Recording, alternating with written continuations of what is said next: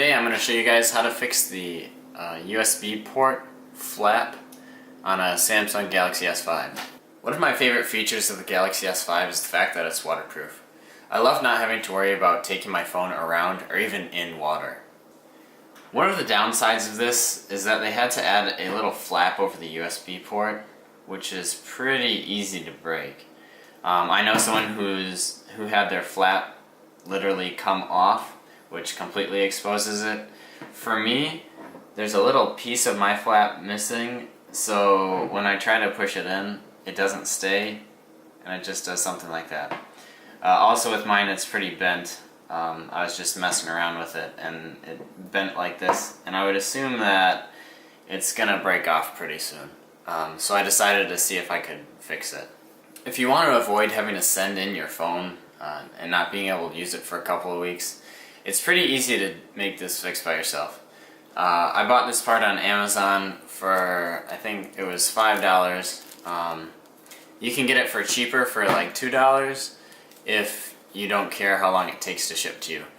So maybe it's a good idea to just order a couple of them for $2 each, and then you'll just have them on hand for when the little flap will inevitably break off.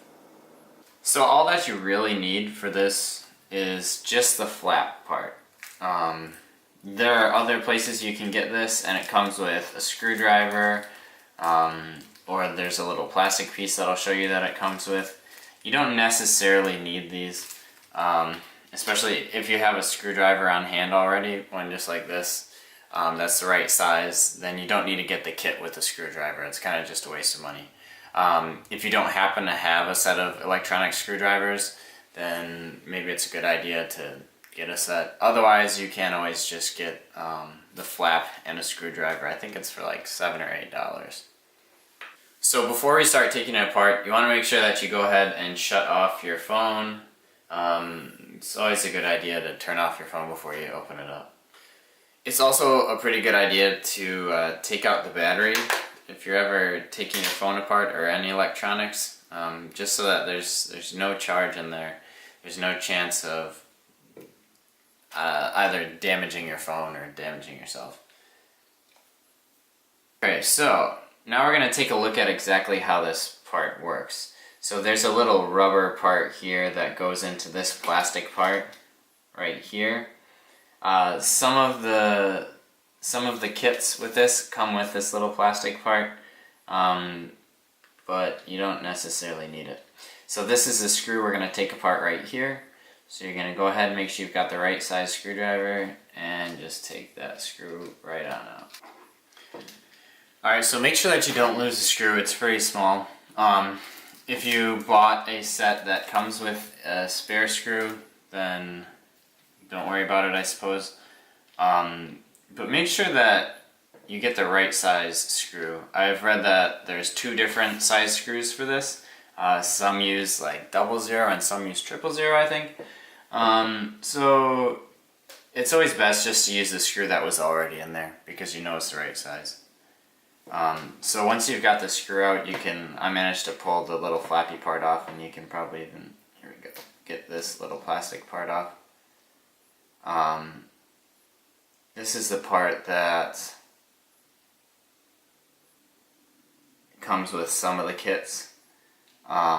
You can kind of see that it's held on by some sort of adhesive, which seems to be coming off here.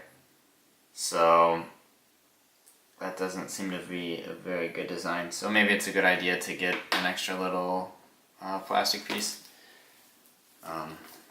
But we'll see if we can make do without it. So we'll pull out our new one. Pull off this little film. And this piece just goes right in here. And that one attaches in there. You can see there's nothing really special about it. It just goes in. So you can kind of see how easily this can break.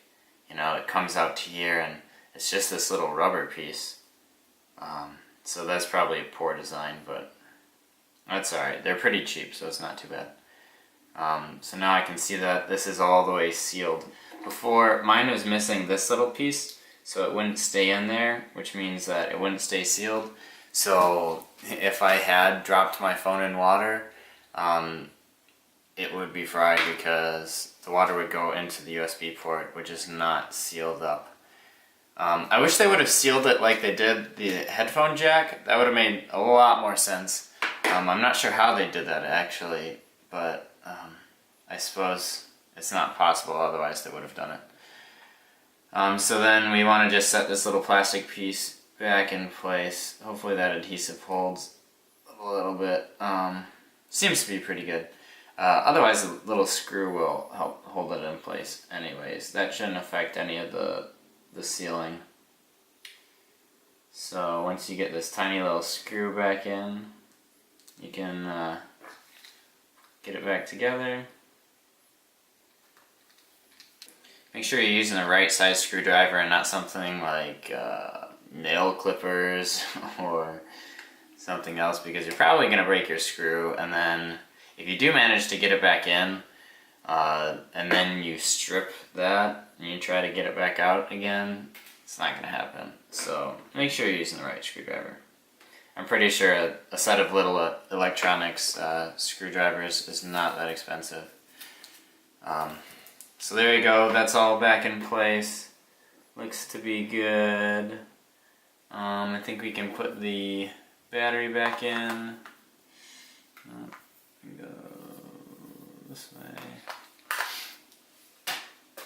And let's put the case back on.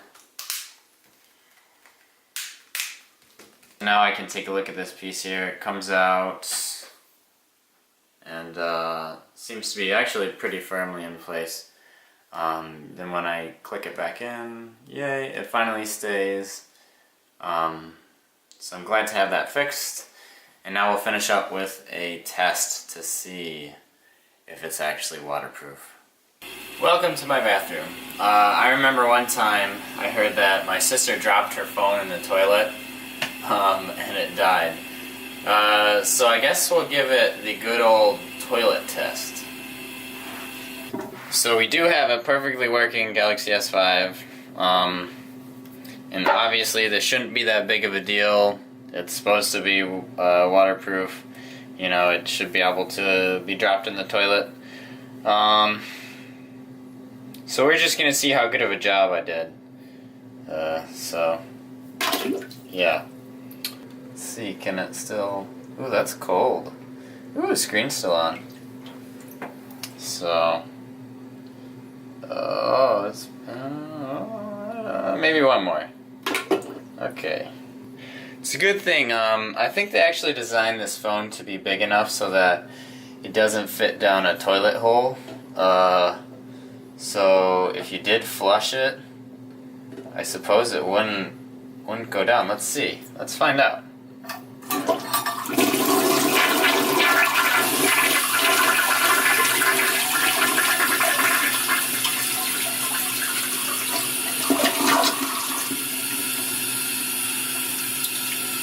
So there you go. Fixed the little USB flap. It was like $5, not that bad. And I've confirmed that it definitely is waterproof, and it's also flush proof. So bonus. So there you have it. My phone's working completely properly. It's all pretty much brand new, good to go, easy fix. If you like this video, please subscribe to my channel. I'll be putting out a lot more tutorial videos on a ton of different things, basically anything I can think of, from martial arts to tricking to juggling to pen spinning, cooking, photography, video, fixing, things like this. So yeah, see you later.